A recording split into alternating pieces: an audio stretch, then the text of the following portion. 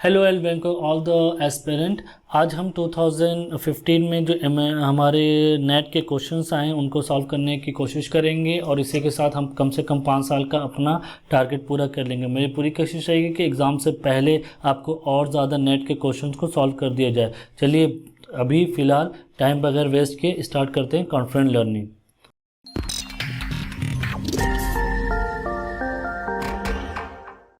Now moving to the next question. ये हमारे structure geology से रिलेटेड है, बहुत सिंपल क्वेश्चन है, कुछ नहीं करना है। यहाँ पे देखिए, एन और body is dipping 30 degree towards waste. अगर यहाँ पे हम नॉर्थ साउथ बनाते हैं और ये वेस्ट ईस्ट है तो ये वेस्ट की तरफ डिप कर रही है, सिंपल सी वेस्ट की तरफ डिप कर रही है। अब साउथ वेस्ट है या नॉर्थ वेस्ट है ये नहीं पता, हमने सिर्फ वेस्ट दिखाया है यहाँ पे। फ्लैट टोपोग्राफी है यहाँ, इसलिए यहाँ पे फ्लैट टोपोग्राफी रखी गई है। At a distance in metre should a borehole be place. यहाँ पे एक बोरहोल प्लेस करना है बी पे, so that it intersect the ore body perpendicular at a vertical depth. ये परपेंडिकुलर एट ये डेप्थ है परपेंडिकुलर 70 मीटर जो कि लिखा हुआ है यहाँ पे इंटरसेक्ट करनी चाहिए।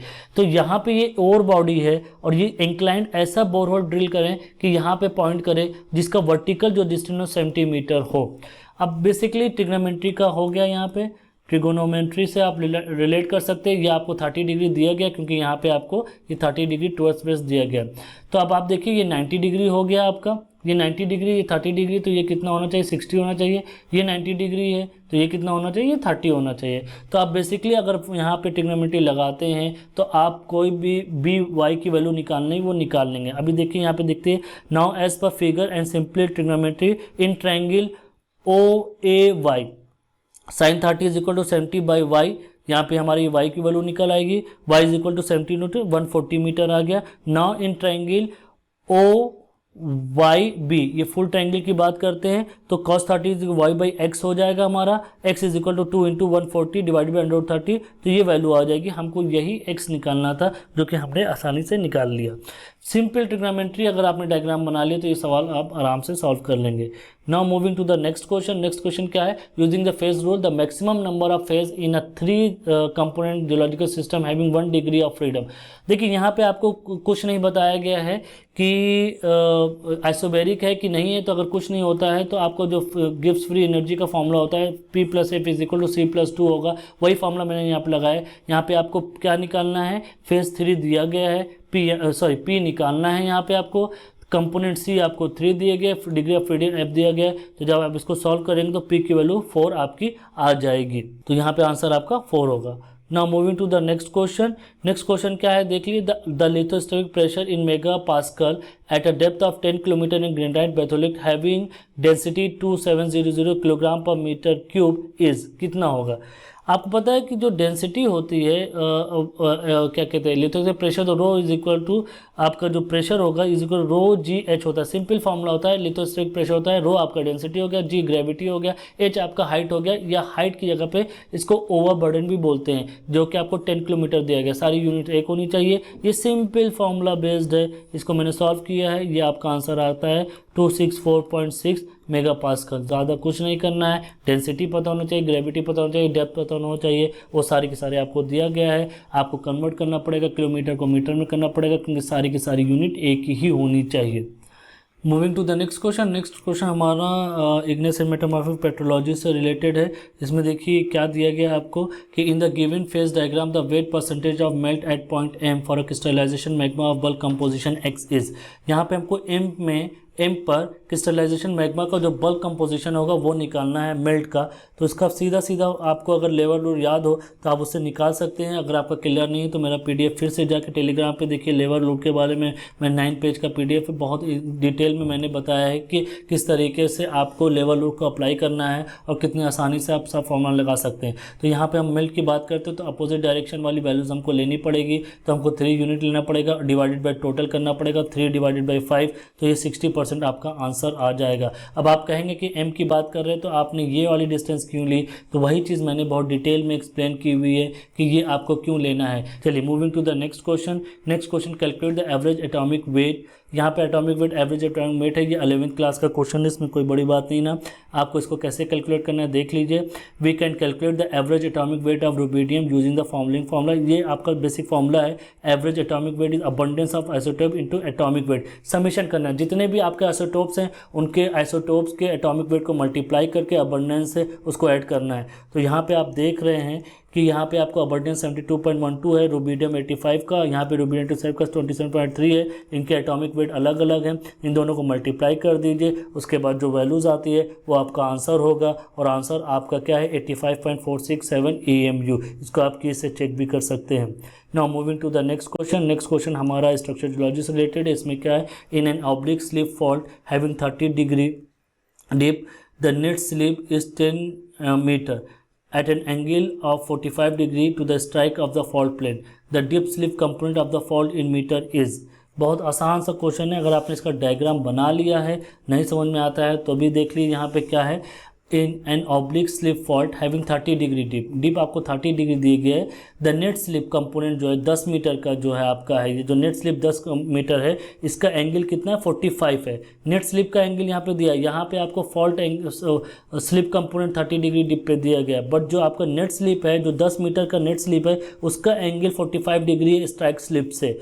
The dip slip component of the fault in, हमको डिप स्लिप कंपोनेंट निकालना है, ये जो डिप स्लिप कंपोनेंट है ये निकालना है। तो बहुत सिंपल है, आपको ये 45 डिग्री दिया गया है, ये 10 मीटर दिया गया है, ये 90 डिग्री है, तो क्या आप ये नहीं निकाल सकते ट्रिग्नोमेट्री फॉर्मूले से? ट्रिग्नोमेट्री फॉर्मूला यहाँ पे लगाइए, आपका sin 45 की बजाय लंब बटे ये 90 डिग्री, तो ये कड़ हो जाएगा, हाइपोटेन्यूज हो जाएगा तो लंब बटे कड़ हो जाएगा, डिप स्लिप डिवाइडेड बाई आपका 10 हो जाएगा। तो यहाँ पे आपका dip slip is equal to sin 45 divided by 10, ये 1/√2। तो इसको आप सॉल्व करते हैं तो आसानी से आपका 7.07 हो जाएगा। यहाँ पे ये आपको ये दिया, इससे ज़्यादा कोई मतलब नहीं ना। जब आप पढ़ते हैं क्वेश्चन, तो क्वेश्चन पढ़ते पढ़ते साथ ही डायग्राम बनाने की कोशिश कीजिए, तो जब आप डायग्राम बनाएंगे तो आपका सवाल अपने आप ही सॉल्व हो जाएगा। Moving to the next question. Next question क्या है, a 10 centimetre cube sandstone block has a mass. यहाँ पे सैंडस्टोन ब्लॉक का जो मास दिया गया 20 gram, average density of the sand grains की density 2.5 gram per centimetre cube दी गई है। तो हमको यहाँ पे पोरोसिटी निकालना है। चलिए पहले हम कुछ चीज़ें देख लेते हैं कि डेंसिटी क्या होता है। Density is equal to mass upon volume. तो यहाँ पे आपको अब यहाँ पे दूसरा देख सकते हैं कि density of sandstone block, sandstone block की डेंसिटी क्या होगी, आपको मास 20 दिया गया है, और आपको ये आपको वॉल्यूम 10 सेंटीमीटर क्यूब दिया गया। तो ये ग्राम पर सेंटीमीटर क्यूब का फॉर्मूला हो जाएगा, ये 2 ग्राम पर सेंटीमीटर क्यूब हो गया आपका डेंसिटी ऑफ द उसका ब्लॉक का आ गया। Now that is somehow bulk density. तो हमारा जो पोरोसिटी का फॉर्मूला होता है, अगर आपको याद हो पोरोसिटी का formula 1 minus bulk density divided by particle density, जो कि यहाँ पे सैंड ग्रेन्स की पार्टिकल डेंसिटी दी गई है। तो 1 माइनस 2 डिवाइडेड बाय 2.5, अगर आप इसको करते हैं तो ये 20 हो जाता है। तो ये 1 माइनस 20/25, ये आपका हो गया 25 माइनस 20/25, ये हो गया 5/25 इज इक्वल टू आपका 50 ये आपका हो गया इंटू 100 अगर करते हैं यहाँ पे, तो 5 इंटू 100/25, ये आपका हो गया 20%। यहाँ पे आपकी पोरोसिटी आएगी। Now moving to the next question. Next question हमारा क्या, a mineral has a weight of 4.5 gram in air and 3.2 gram in water. मतलब एयर में 4.5 ग्राम है, वाटर में जब डुबो देते हैं, आर्किमिडीज प्रिंसिपल की बात करें तो assuming density of water to be 1 gram per centimetre, the specific gravity up to 2 decimal places of the mineral. Specific gravity क्या होता है आपको पता है, स्पेसिफिक ग्रेविटी का फॉर्मूला ये आपका होता है, specific gravity of the substance is density of the substance divided by the density of the water. अब हमको डेंसिटी पता होना चाहिए। डेंसिटी के लिए क्या, यहाँ पे आपको ग्राम दिया गया है जब एयर में है और जब पानी में डुबोते हैं। तो जब पानी में डुबोएंगे तो उतना वॉल्यूम रिप्लेस करेगा जितना उसका वॉल्यूम होगा, आपको पता है आर्किमिडीज प्रिंसिपल से। तो यहाँ पे आपको दिया गया है मास ऑफ द मिनरल, ये जो आपका है ये आपका है 4.5 ग्राम इन एयर, ये जब एयर में है। अब mass of mineral is equal to 3.2 gram जब ये सबमर्ज इनटू वाटर है, वाटर में है, वाटर में जब डुबोते हैं, मतलब ये वाटर में जब डुबो रहे हैं, तो जब आप डिप करेंगे तो जितना पानी निकलेगा यहाँ से वही उसका वॉल्यूम होगा। ओके, तो लाइए देखते हैं लॉस ऑफ मास। मास कितना हुआ, loss of mass is equal to 4.5 minus 3.2 is equal to आपका 1.3 ग्राम हुआ। Okay, now since density of the water, density of the water आपको क्या दी गई है, density of water is equal to 1 gram per centimetre cube आपको दिया गया है। तो डेंसिटी ऑफ द वाटर आपको दी गई है। अब हमको क्या निकालना है, वॉल्यूम ऑफ वाटर, जो वाटर था वो डिस्प्लेस हो गया। वो कैसे निकालेंगे, जो हमारा मास था, जितना हमारा मास का डिफिशिएंसी आई, जितना बाहर आ गया, वो आपका mass divided by the density of the water. तो 1.3 divided by 1 is equal to 1.3 आपका सेंटीमीटर क्यूब। ये आपका क्या होगा, ये वॉल्यूम ऑफ द वाटर आ गया आपका, वॉल्यूम ऑफ द वाटर। तो आपको वॉल्यूम ऑफ द वाटर भी पता चल गया। चलिए आगे देखते हैं और क्या क्या कर सकते हैं। अब volume of the water displaced by an immersed body is equal to volume of the body. यही जो volume of the water displace हुआ है, यही वॉल्यूम आपका मिनरल का वॉल्यूम होगा, जो कि हमने निकाल लिया है यहाँ पे। ओके, तो डेंसिटी ऑफ द सब्सटेंस निकालने के लिए हमारे पास क्या होना चाहिए, mass of the mineral divided by the volume.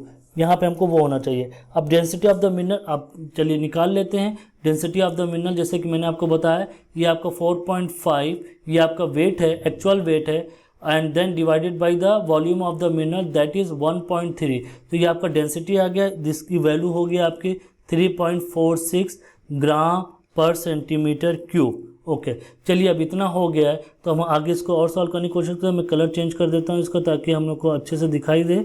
मैं इसको ब्लैक ले लेता हूँ अभी।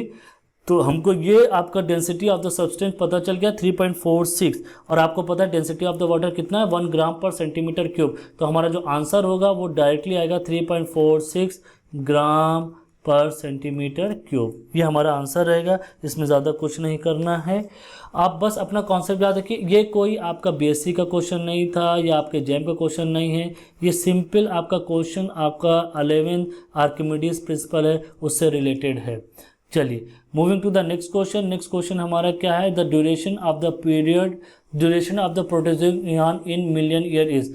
प्रोटोजोइक इयॉन आप ढूंढ लीजिए पहली बात तो कहाँ पे है, उसके बाद आपका ड्यूरेशन पता चल जाएगा। यहाँ पे आप देख रहे हैं कि ये आपका जो ड्यूरेशन है स्टार्ट कहाँ से हो रहा है, ये आप देखिए, ये आपका एंड है 541 या 542 या अप टू यू, मतलब ये डेट चेंज होती रहती है, तो उसमें आपको रेंज मिलेगा। और ये आपका 250 मिलियन से स्टार्ट होता है। ये ड्यूरेशन कितना होगा, या तो 1959 होगा या 1958 होगा, तो दोनों में से एक आंसर होगा। बहुत सिंपल सा आंसर क्वेश्चन था, इसमें कुछ नहीं करना था। तो आज का नेट का लास्ट क्वेश्चन क्या है वो देख लेते हैं। इसमें दिया गया है कि from the given equation calculate how many moles of magnetite will be produced by the reduction of 1 mole of hematite. Answer to be given up to 3%. अगर हम एक मोल निकाल देते हैं तो क्या होता है, आपको पता है जो ये फॉर्मूला दिया गया है, ये आपका है 6Fe2O3, ये हेमाटाइट होता है जो कि कन्वर्ट होता है 4Fe3O4 मैग्नेटाइट प्लस आपका ऑक्सीजन। अब यहाँ पे देखिए आपका क्या है, 6 mole of hematite is equal to आपके 6 मोल ऑफ हेमाटाइट से 4 मोल ऑफ मैग्नेटाइट बनते हैं। तो 1 मोल ऑफ हेमाटाइट, जैसे कि यहाँ पे बोला गया कि 1 mole of hematite is equal to 4/6, तो ये आपका 66.67 आप लिखिए, चाहे आप 0.66 लिखिए, दोनों में आपको नंबर मिलेगा। तो इसके साथ हमारा नेट 2015 का कंप्लीट होता है यहाँ पे पार्ट। और मेरी पूरी कोशिश रहेगी कि जल्दी से जल्दी और भी नेट के क्वेश्चन को सॉल्व कर दिया जाए, और जितना हो सके जैम का भी सॉल्व कर दिया जाए, ताकि आपको कॉन्फिडेंस बूस्ट हो। उसके साथ साथ आप मेरे चैनल पर जाइए, टेलीग्राम पे उसको ज्वाइन करिए, उसमें बहुत से मटेरियल पड़े हुए हैं, ऑलरेडी मैंने डाल दिए, चाहे वो गेट के हो चाहे जैम को, आपके लिए बहुत यूज़फुल है। और भी उसमें मटेरियल आगे डाले जाएंगे, जिससे आपकी तैयारी और अच्छी होगी। तो ये वीडियो अगर आपको अच्छा लगा हो तो इसको लाइक कीजिए, अपने दोस्तों से शेयर कीजिए, और इस चैनल को सब्सक्राइब करिए अगर आपने अभी तक सब्सक्राइब नहीं किया है तो। Thank you.